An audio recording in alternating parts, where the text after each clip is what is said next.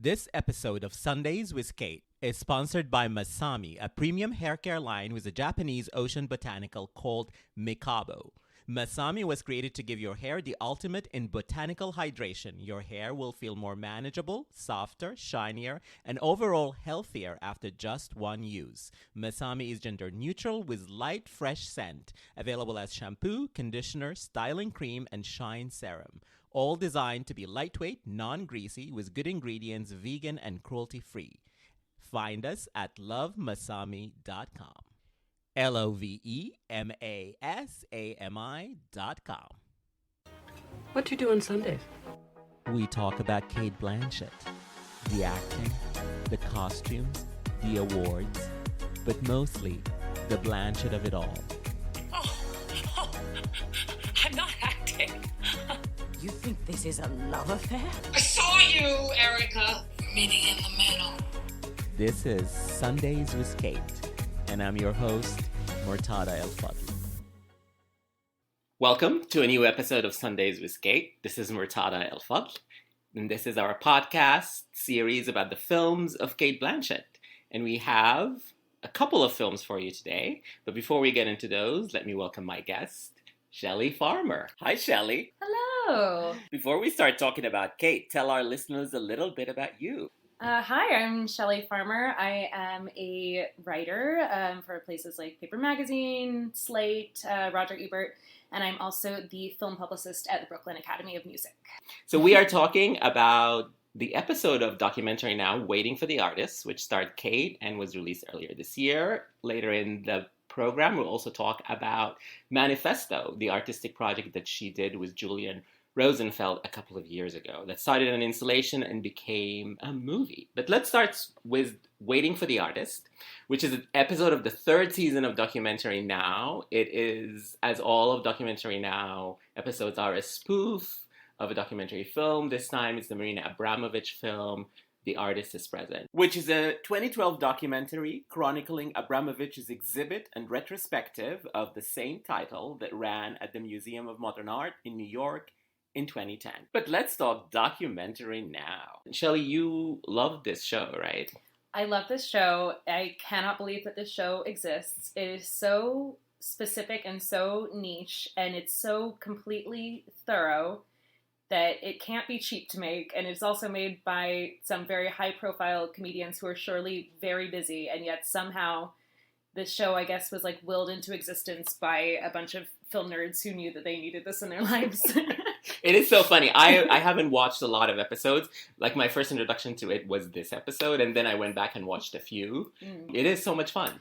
It's great, yeah. No, and it's if anyone is not aware of what it is, it's a series in which each episode satirizes a specific famous documentary. So they've done like Hoop Dreams, they've done Grey Gardens, Jiro Dreams of Sushi. My personal favorite is one that was this season. It is a satire of D.A. Pennebaker's company original cast album called Co-op. That was so much fun. I love that one. That Yes. was one of the very first ones I saw. Yeah, it's got an incredible original score and just like beat for beat so spot on about like 70s musicals where everyone is like having a mental breakdown because they're recording over 24 hours and they're all smoking packs of cigarettes all night long. Company is so big in the culture right now. It's in Marriage Story. Yeah. It's coming to Broadway in a couple of months. So, Yeah. but we're here to talk about Waiting for the Artist. And this is the episode Cate plays Isabella Barda, who is a take on Marina Abramovich, and the artist is present. Like, Cate is known as this ace mimic, right? Like, she did Katharine Hepburn. Yes. She did Bob Dylan. But I actually, when I saw this, I have not seen The Artist is Present. And I just thought it was a funny performance. But then I looked at just clips from The Artist is Present, and I was amazed about how spot on she is doing Marina Abramovich. Yeah, it's very, very accurate to the extent that I was reading earlier today, I think it was ArtNet, had an interview with Fred Armisen where he talked about making the episode. Fred Armisen plays her sometime lover, a sort of... An artist called Demo, An right? artist called Demo, who is a bit of a fake. Yes. He's not the real artist. The real artist is Isabella. Yeah, it's vaguely based on Abramovich's relationship with the artist Ule. A bit more spiky and hard. Yeah, a bit more absurdist. But yeah, so in this interview, Fred Armisen said that Cate Blanchett's dedication to this was such that they filmed it in Budapest. And when she came onto set, she had gotten, like, false teeth put in so that she could more accurately, like, have her face look like Abramovich's and, like, mimic her speech patterns. Oh, wow. Yeah. Yeah, she is a perfectionist. Yes. So the story follows kind of the artist's present story. So it is about Isabella Barta preparing for a retrospective, of her art in her native Hungary. So they made her Hungarian. Yes. And they shot in Budapest. And so then during the half-hour show, they get to recreate a lot of her previous exhibitions. And so you get kind of takes on a lot of Marina Abramovich's work. But the main sort of setup, the main story is about her inviting this ex-lover who is terrible, basically a terrible man, played by Fred Armisen, to come and share the exhibition with her. And then, of course, there is a twist, which is a very funny twist. Yeah, and it's interesting because obviously Abramovich is, like, the main point of reference in this, but I'm no artist, no expert on performance art. I'm, like, a complete dilettante, but, like, there are moments that feel like they are referencing other, like, famous works of performance art. Like, there's one in which she has a bucket on her head with a smiley face painted onto it, and has to go answer a phone ringing in the middle of the room, and the men in attendance are told to put things all over the floor that she then, like, trips and falls on and becomes injured as she tries to do it. It's a great piece of, like, slapstick comedy, but it also echoes the Yoko Ono cut piece where, she was sat in the middle of a room, people started cutting bits of her clothing off, which then it's sort of like about, like, the hive mind of the audience. So, people started out very slowly, taking, like, small bits, and then by the end of it, like, especially the men became very emboldened. Like, if you watch footage of it, there's, like, this one guy who, like, sort of peacocks up and, like, smiles out to the audience and then, like,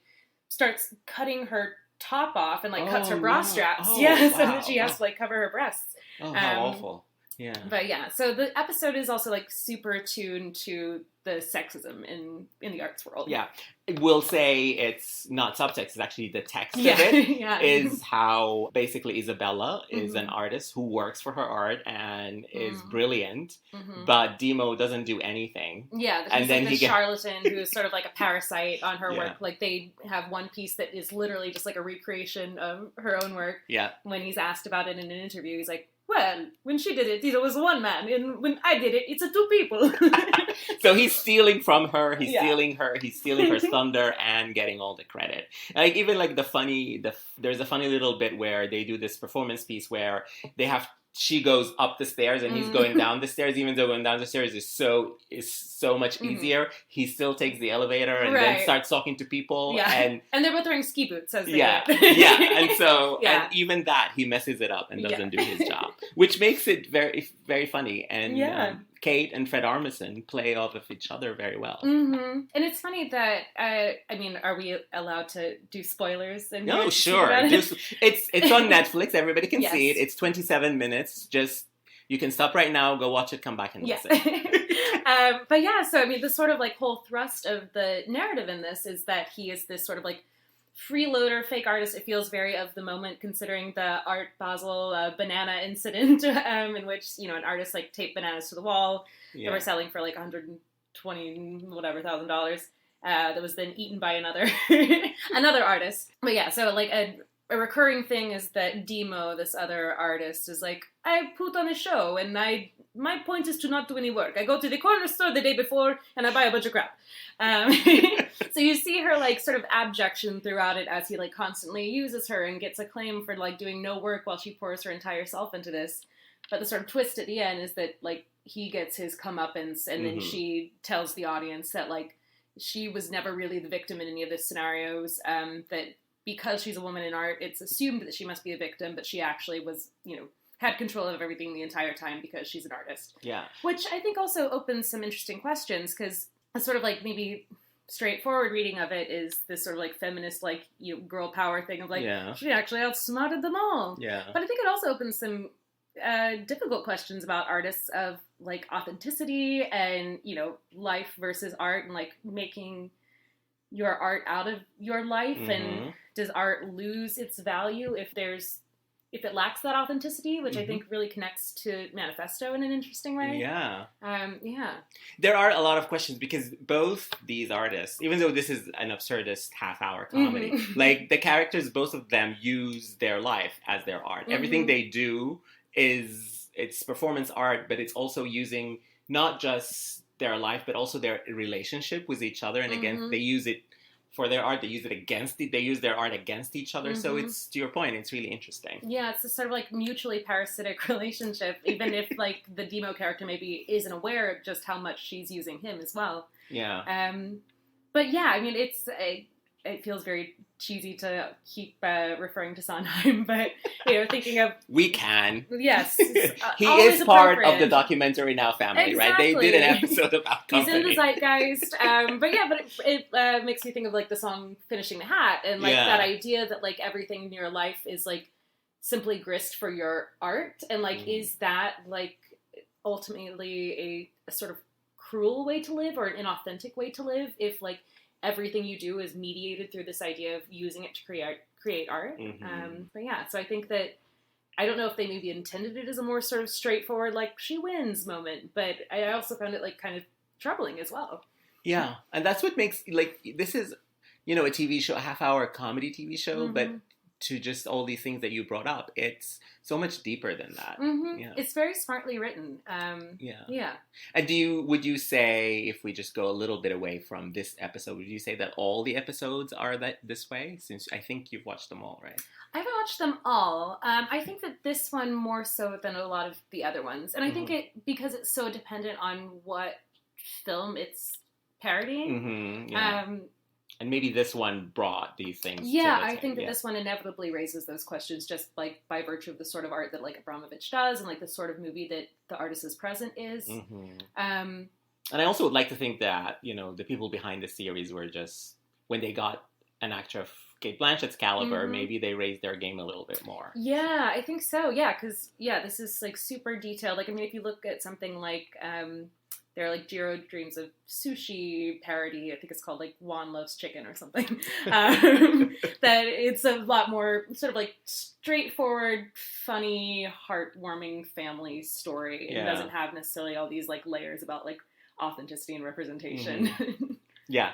And I want to talk a little bit about Cate's performance. I think she is so funny. She's great. So funny in this role. She usually sometimes plays ridiculous. Like she has done, you know, Indiana Jones and she has done Cinderella, where she plays these very ridiculous big performances in studio movies. But I don't think she's ever been this funny as she is in Waiting for the Artist. Yeah, I mean, something that I find interesting about her as an actor is her sort of like hyper theatricality and the sort of like archness that I think is present in pretty much all of her performances that I've seen. Like, she's not someone that I look to for, you know, naturalism. I think that when she finds truth in her performance, it's usually through artificiality.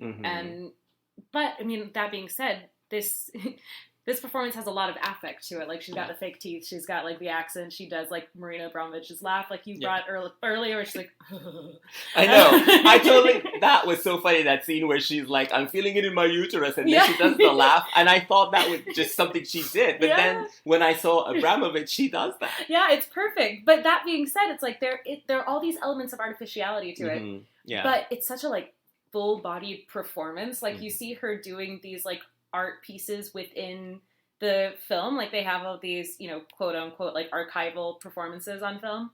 And it's her like running and throwing herself against a wall, like her like doing this like slapstick stuff of like falling on her ass, like as she's like slipping on a skateboard, like that there is like full commitment to it, which is really and they shot it all in like 9 days. And she did all these things, like she was inside the refrigerator and doing all these things, and you know, it's crazy. She's very committed. I also love the tenderness that she brought to the performance. She was completely non-judgmental of this woman, Isabella Barta, and I think this is what Sam Adams in Slade gets at in his review, and I'll quote it here. There is a genuine and familiar tragedy underneath Blanchett's Slavic accent, and she doesn't play the part for laughs. There's humor in the episode, but it's the humor of recognition, not release. Even if it's fiction, Waiting for the Artist still feels like it's documenting something real. The accent, obviously, she's somebody who nails accents all the time, wherever she is, whoever the character she's playing is from. The accent is always perfect, and this one was... I would disagree with that based on Manifesto, but continue.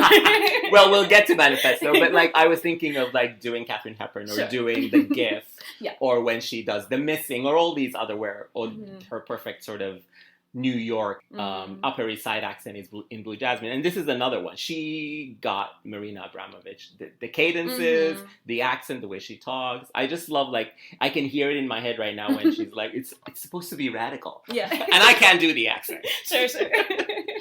But it's just so funny because what she's saying is funny, but also just the way she says it. I'm very nervous. This is a big deal, I tell you. Got pain in my uterus already. Each room has one of my historic pieces performed by someone else. And then I will be here in the last room. And then I cover the walls in gasoline. Then I light the gasoline, big fire. And then I run out of the museum before it burns down. What don't you like? Fire is very unsafe. Yes, but art is not supposed to be safe. It's supposed to be radical. But there are still rules to starting fires indoors. Whose rules? The city. Mm-hmm. We could apply for permits. No. It's ruined. You were doing Fred Armisen earlier, and you were much better than I am. Thank you. Grazie. I think she's really great with the accent work on this. Yeah, amazing, precise accent work. So I think we both recommend Waiting for the Artist, right? It's so good. It's only 27 minutes, so much fun. Mm-hmm. Oh, no, it's great. I mean, honestly, sorry, no shade to Julian Roosevelt, but I think that this is a much more interesting portrait of the artist than Manifesto. So Manifesto is the other Cate Blanchett project that we are talking about today. It was an installation that became a film. So it is directed by Julian Rosenfeld, who's an artist. This is the official synopsis. So it's a little bit pretentious. It says, Manifesto pays homage to the tradition and literary beauty of artistic manifestos, ultimately questioning the role of the artist in society today. To put out a manifesto, you must want ABC to fulminate against 1, 2, 3. Good evening, ladies and gentlemen. All current art is fake. Nothing is original, okay? So you can steal from anywhere that resonates with inspiration and fuels your imagination, okay?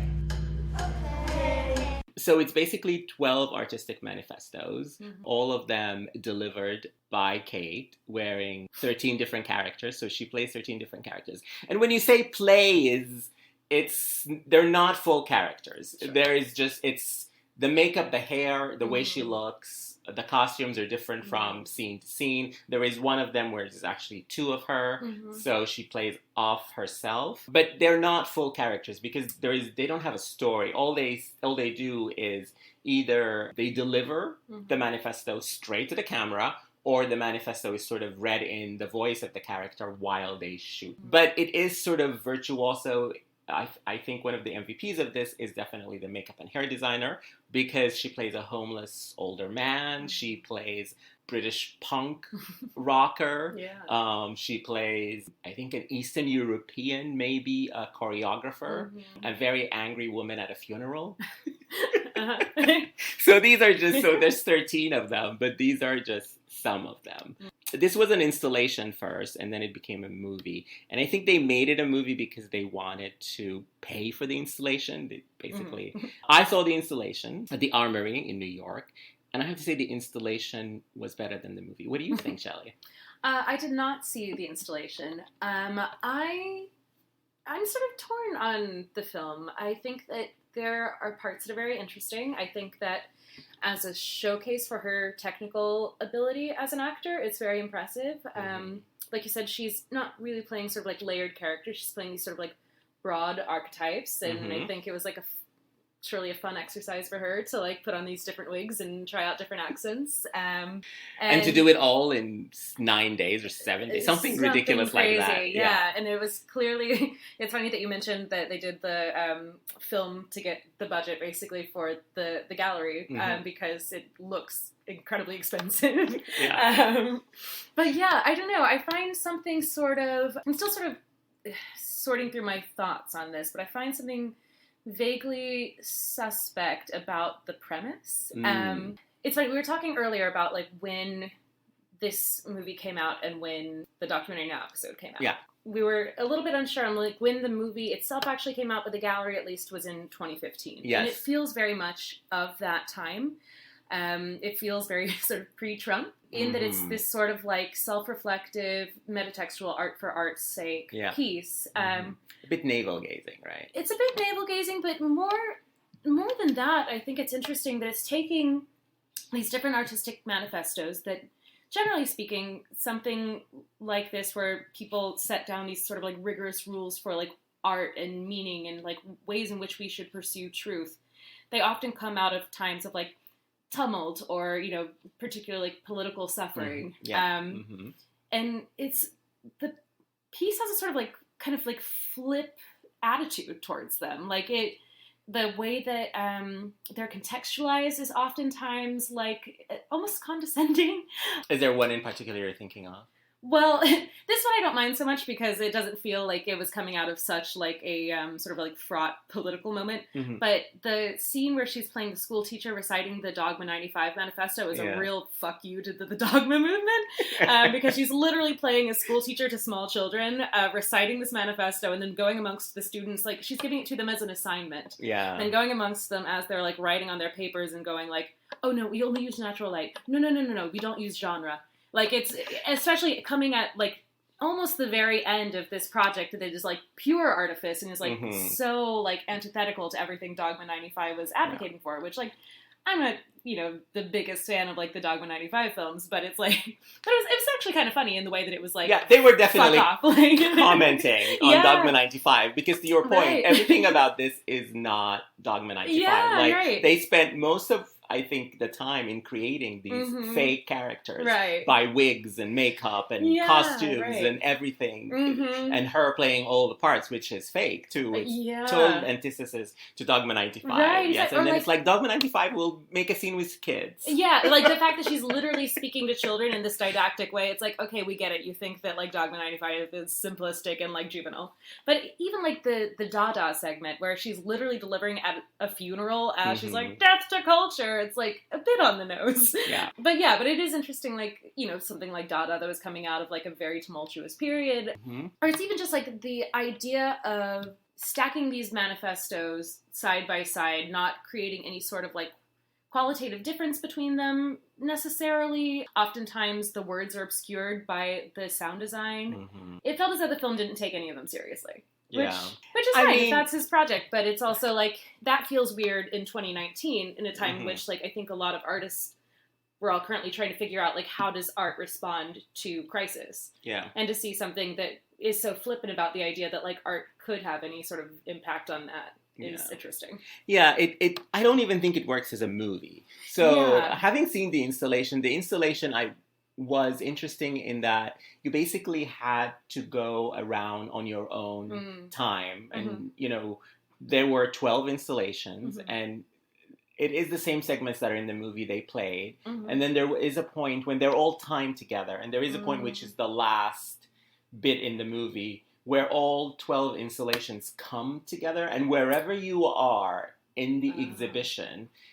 the screen will show the same things, and it will be 12 Cate Blanchetts basically coming at you, delivering that bit. Sure. So it had an effect as an exhibition that I think it completely loses it in the movie, and I don't think it works as a movie. I mean, is that the sort of like final image, the like Yeah. sort of Brady Bunchy sort Yes. of thing where it's all those small? Yeah. Okay. Interesting. But in the exhibition, you see that 12 times. Okay. Because got it. if you want to see every installation, you have to go from one to the next. Sure. And by the end, you've seen it 12 times. Got it. Okay. And it's a cumulative effect. Sure. It's a cumulative effect. Sure. Yeah.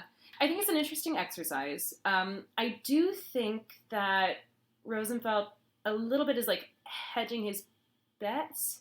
Or maybe not hedging his bets, but maybe just like sort of like outright dismissing the idea of responsibility or of an idea that there can be a correct way to make art, which like is a completely fair perspective to have. But even the title cards used in the beginning, which, you know, he's got several quotes like saying from Malevich's Suprematism Manifesto, art requires truth, not sincerity. There's this Elaine Sturtevant, I think is how you pronounce it, quote that all current art is fake. And then this Jarmusch quote, which he says, nothing is original, steal from anywhere that resonates with inspiration or fuels your imagination. So it's this sort of like magpie process in which he's like borrowing from a lot of different people. And like at the end, there's a Godard quote that says like, it's not where you take things from, it's where you take them to, in the Dogma 95 section.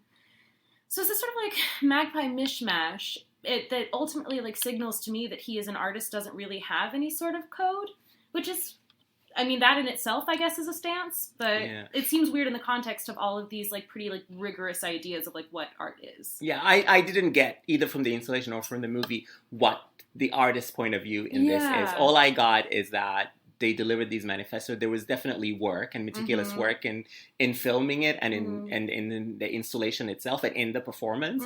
But to what end? Right. I don't know. Right, and it feels strange that like it doesn't feel like there's any sort of like center of gravity. Like there's no essential point of view of like what makes good art, but like in the way that he has this sort of, you know, kind of condescending approach to something like Dogma 95. It's like, okay, so we know what you don't think is good. But what do you think do you think is good? Yeah, there's no point of view. But it is, like, there are fun aspects of it. Oh, for sure, yeah. So the performances, they're uneven. Not all of them work, but they are sort of fun. Like, I love the Dada segment because it's just, she has the wig, she's covering her face, she's at a funeral, she's all in black, and then every time she will just throw Dada. And the way she says it, she changes the way she says it every time.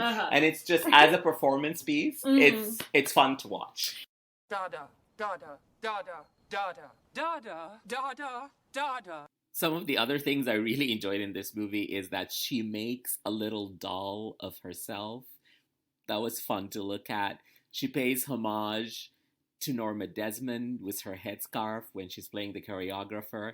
And also, I think also in the Dada segment, it's very funny where Cate is dragging us all of us who are on Twitter, on social media, when she says, when discourse is opinion, when you don't have to know anything yet you think you know everything. Drag us, Cate. Drag us. Loved it.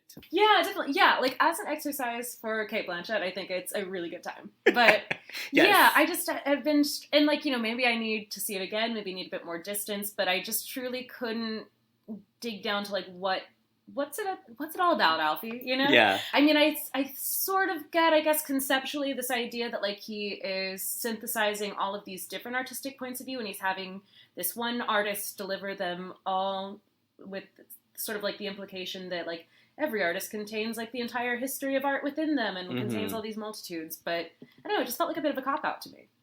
Yeah, maybe. But I want to go back to sort of like the conceptions of the character and the performance of it, because I don't know, what does this add to Cate's reputation as an artist, as an actor? She's primarily an actor of stage, of screen. So she did this collaboration with this visual artist.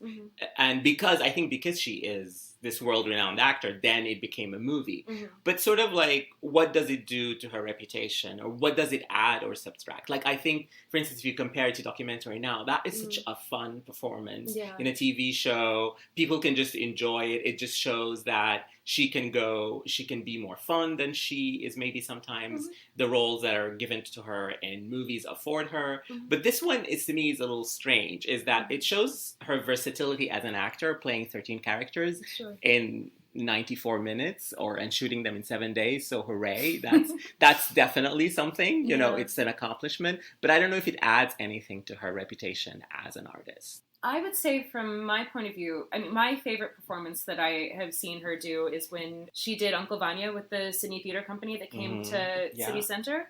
I thought she was gorgeous in it. Like, she struck like such a striking figure. Like, and she was like deeply like soulful and was able to play so many notes, whether it was like tragedy or, you know, this really like skilled comedy. But I think that you wouldn't know that she was an actor capable of that from watching this, because I think that this, as impressive as it is, I think it could also be lobbed against her as sort of proof of, I think maybe a point of view that maybe some people have, that she is like a very skilled technician, but not necessarily like someone with a lot of soul. Yeah. And and these characters don't have soul, just because of the concept of the movie. Yeah. Right, exactly. They're really impressive technical achievements, and it shows someone who's like very in command of her voice and her physicality.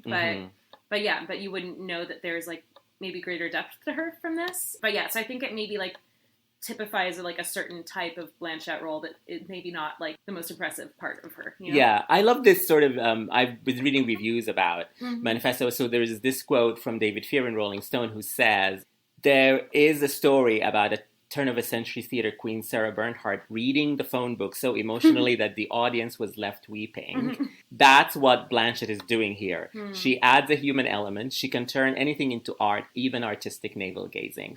And I think this comes back to what we were just talking about. Sure. I mean, she is compelling to watch, because who wouldn't want to watch her do 13 episodes? And especially, I love that segment where she's talking to herself, and she ends every sentence as both characters by saying Cate. Yeah. So it's like a fun moment, but it's just like, to what end? Like, I don't think it sort of adds anything. And the whole project, I do think the whole project is a little bit of a navel gazing, but it's also like, for someone like me who adores Cate, I enjoyed these 94 minutes because I got to see her play so many different things. Sure, yeah. And I don't know, it's interesting the David Fear quote, because the idea that, like, you know, Sarah Bernhardt could bring you to tears, nothing in this performance would bring me to tears. Like, I think I got most frustrated with this sort of, like, British punk, because it was just, like, so affected, and, like, there were so many, like, kind of, like, broad tics, and, like, it felt like she was, like, aping archetypes that I've seen in movies before, rather than being a person. In my glorious isolation, I am illuminated by the marvellous incandescence of my electrically charged nerves. But yeah, the artifice of it was so apparent, which I don't have any problem with. I love theatricality in acting, and I am a personal enemy of naturalism for the most part. But yeah, I found it more distracting. It felt like someone doing like an acting class exercise, and it felt like a fully realized performance.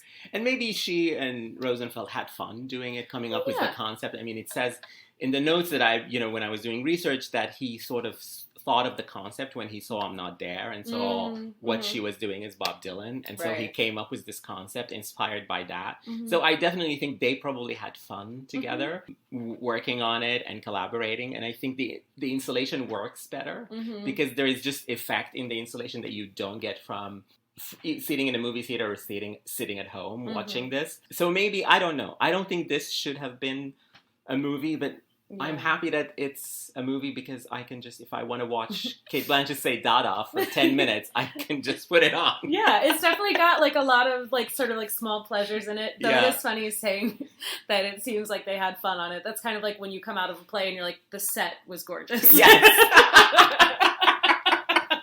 Totally. Yeah. Your friend's like been in a show and they're like, what'd you think? You're like, you're a costume designer. Great. Really impressive.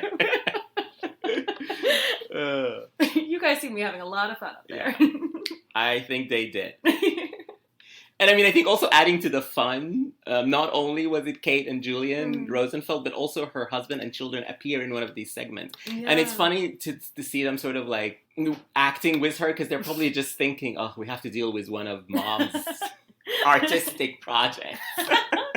So they're the kids and the husband at the dinner table. Is that right? Okay. Yeah. But she had a very interesting Southern accent in that scene. It's not as good as The Gift. I tell you, there are some of these actors who I think are just brilliant technicians, have great accents, but when they try to do American ones, it gets a little dicey. Yeah, no, I mean, I mentioned Kate Winslet earlier, but she's like the most egregious one for me always. She's always just like, oh my God, we gotta get out of here. What are we doing? And listeners, if you can tell by now, Shelley is an actor too. Yeah, now I feel bad criticizing a far superior actor. Well, you know, accents, not everybody can do them. There are some people who cannot do an accent to save their lives, like Nicole Kidman, who always sounds like Nicole Kidman no matter where her character's from. I know, Big Little Lies, I was like, I'm not sure where she's supposed to be from. But from Planet Nicole Kidman. There you go, and that's fine, because she's Nicole. I want to mention one thing about, you know, one of the things that I really like about Cate Blanchett's performance is that she is a technician, but she's also a master gestural actor, and she's somebody who uses her body well. She uses gestures so well in performance, and this is one why I sort of enjoyed watching Manifesto, because there's all these little gestures in all the performances. For instance, when she was playing the TV newscaster. Yeah. They shot her at the beginning before the newscast starts, and she's changing her shoes, and she's like, you know, standing on one leg and then on the other. And it's just these little things that build a character. In a real movie, they would build a character. In this, it was just fun asides that are just fun to watch. Yeah, no, I think like her gait as the homeless man, I think that's really fantastic. And you know, to go back to seeing her in Uncle Vanya, like, her physical work in that show was just so incredible. And I mean, part of it is that, like, she's got this incredible, like, instrument at her disposal. She's so tall and she's lean. And, like, when she first made her entrance in the play, she was, like, in this white suit. And just, like, her silhouette, she looked like a 50s fashion drawing. And, like, just the way that she knows how her body looks and that she can manipulate it to its best effect is really impressive. But I will say, when she was playing the British punk, she was doing a lot of arm stuff that I was like, tone it down! I know. I think one of the reviews that I was reading said something about she needed the director to tell her exactly that. Tone down your arms. Yeah, so you're not alone, Shelley. But so Manifesto, we're kind of mixed on, but, you know, if you love Cate Blanchett, we assume you do. If you're listening to this podcast, you can just go watch it. She plays 13 different characters. It's 90 minutes. Doesn't really work, but it's fun to watch just the performance of it. And I also think that, like, it's very worthwhile to watch if you do it as a double bill with the Waiting for the Artist. Like, I think that they really complement each other really well. Yeah, and that gives you 2 hours very well, 2 hours about being an artist and what it means. Yeah. And tell us more. Why do you think they complement each other?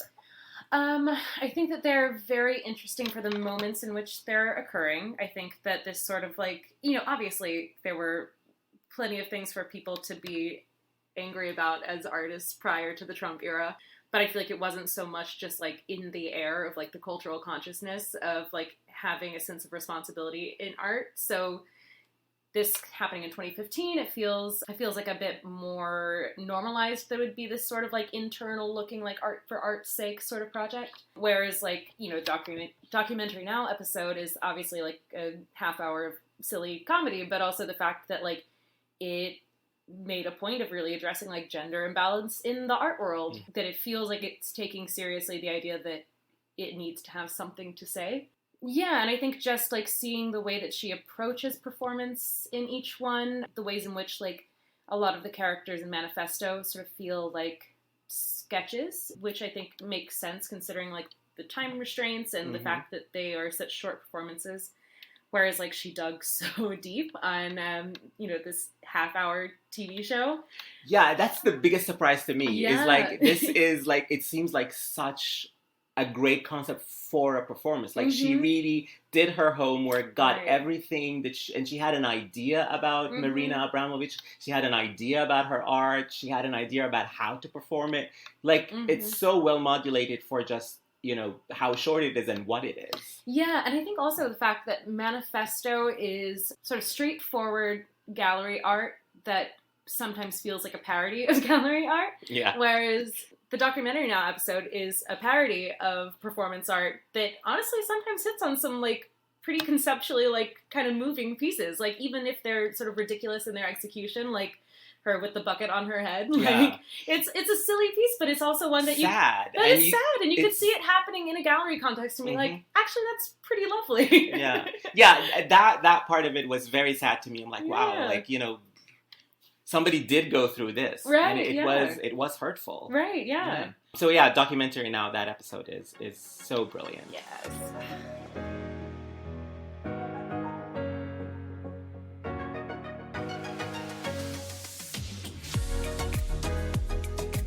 So now I'm gonna ask you some questions about Cate Blanchett. So do you remember sort of like your first introduction? What first movie you saw of hers? Ooh. I think I can't remember a first time I saw her because it feels like she's just like been in the cultural consciousness for so long that like my entire time as... Since the late 90s. Yeah, my entire time as like a movie lover, she's just been so present as someone who is like, you know, known as this sort of like top tier actor.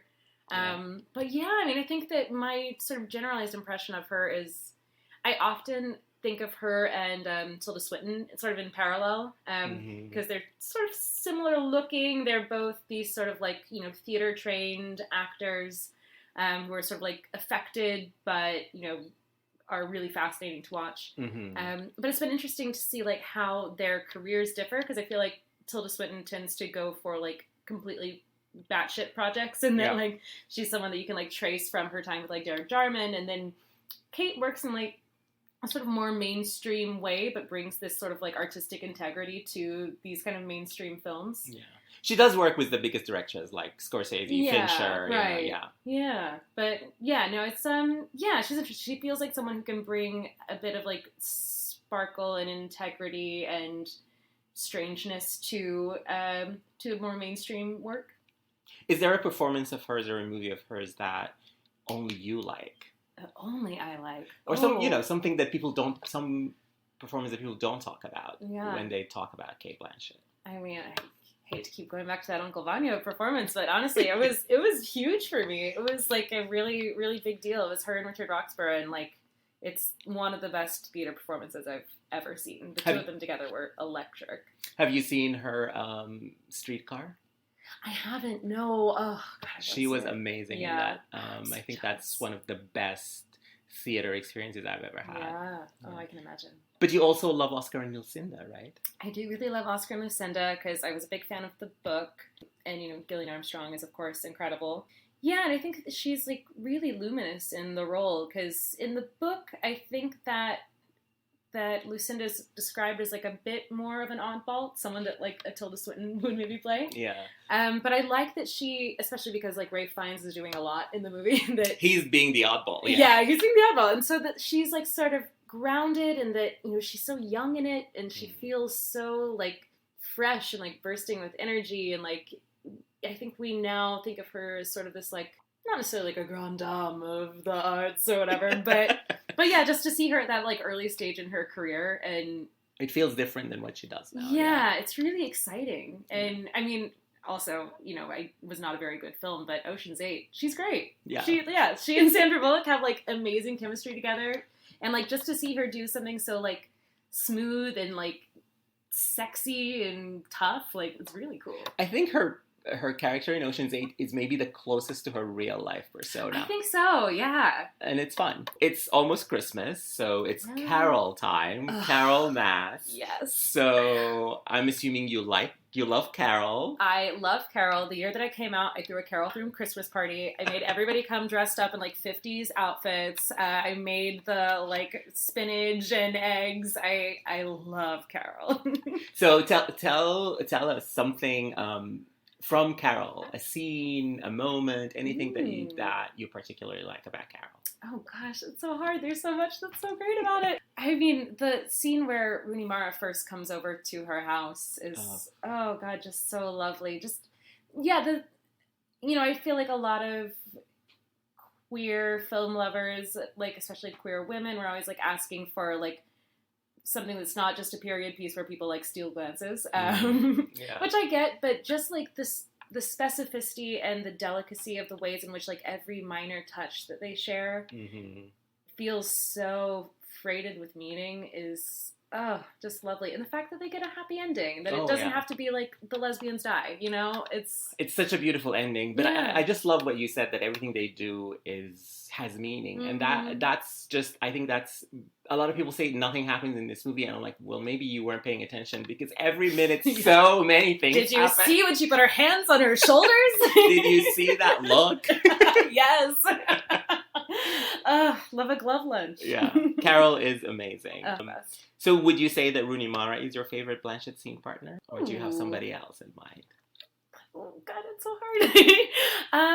You know what? Maybe she is. Yeah, because Rooney Mara, I think, is really interesting on screen. Like, she's someone that I could never imagine, like, doing theater, because it seems like her power as a performer comes so much from, like, the way that the camera reads her face. Yeah. Which is so perfect for this film that is so much about these, like, small exchanged glances and, like, and the sort of, like, temperamental dynamic between the two of them, that, like, Cate is, pretty big, and she's got a, like, huge force of personality, and that Rooney Mara is so, like, sort of sanguine and, like, withdrawn. It's, they've got a really lovely dynamic together. They do. They complement each other so well. And Carol works because they're both in that movie at the top of their game, but also so different and giving such different performances. Yeah, oh, totally. And they're both so hot. Which doesn't hurt. That doesn't hurt at all. Is there somebody that you would like to see her work with? I was looking at her notes earlier and thinking about this, and I feel like there are a million people, but off the top of my head, I think my number one would be Michael Shannon. Oh, wow. Wow. The minute you said it, I want to see right? that. Yes. Because I think they both have this sort of, like, theatricality, this sort of, like, mannered thing, but they also are so unbelievably charismatic and, like, can really hold the screen. Because I think that one of the challenges with, like, people acting against her is that, like, her charisma is just so overwhelming that it's easy for the other person to get lost. And I think that they would really, like, be each other's match. Yep. And I mean, honestly, I would love to see them do a play together. Yeah. And, she is someone who goes back to the stage all the time. Yeah. She has never, I think she hasn't been on stage since The Present, which now is maybe 3 years. That's the longest time that I think she hasn't been on stage. Yeah. So it's about time, Cate, if you're listening. Come on, Cate. Get on Broadway with Michael Shannon. Please. But to go back to screen partners, I love her and Rooney, but I gotta say, her and Richard Roxburgh together were so on stage. Good. Yes. Oh my gosh. Yeah, I missed that Uncle Vanya, but I saw everything else that she brought to New York. I saw The Maid, I saw Streetcar, I saw The Present, which had Richard Roxburgh. Yeah, they've got a similar thing of, like, he gets put in these kind of, like, small roles in films for the most part. Yeah. He's another one who's got, like, such presence and was, like, super charismatic, and he's, like, a very physical performer on stage. And they have played so many roles together. They did so many plays together throughout the years. Shannon, Roxburgh, Cate, do something together. There we go. That would be great. I love it. Designed for living with the three of them. But thank you, Shelley. This has been so much fun to talk to you. Thank you for having me. Yeah, thanks for coming on the podcast. And before we go, tell our listeners where they can find you and your work. You can find me on Twitter at Shelley, Shelley, B, Farmer, or you can visit my website, shelleyfarmer.com. And give Shelley a follow on Twitter. She is a great follow. I tweet so much. It's embarrassing. It's fun, and it's about things I think if you're listening to this podcast, you will care about. Thank you. And I want to thank Shema Asaraf, who edited the Dada clip for this episode. And you can find me on Twitter at ME_says, and follow the podcast on Twitter and Instagram at Sundays with Cate. And until next time, thank you for listening.